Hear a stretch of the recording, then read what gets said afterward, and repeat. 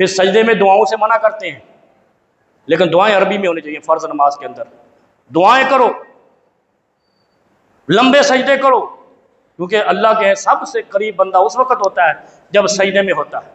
सजदे में मांगो, जब आप अल्लाह के सबसे करीब हो, जैसे अल्लाह तुम्हारे करीब है, हब्लुल वरीद है, तुम भी अल्लाह के करीब हो जाते हो सजदे में, तो उस वक्त कहो ना, अल्लाह इन जालिम हुक्मरानों से जान छुड़ा दे, इन गासिब हुक्मरानों से जान छुड़ा दे, इन लुटेरे और चोर हुक्मरानों से जान छुड़ा दे, अल्लाह को साले हुक्मरान अता कर दे। कहो ना सजदे में, कोई नेक हुक्मरान अता कर दे।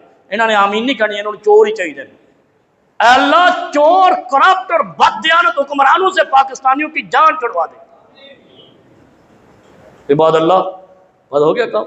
राहिमकुमुल्लाह, जिसने आमीन कह दी अल्लाह ने सुन ली। किसी न किसी के अल्लाह के पास पहुंच जाएगी। जितना दिल पाक है उतनी अल्लाह के पास बात है। इबाद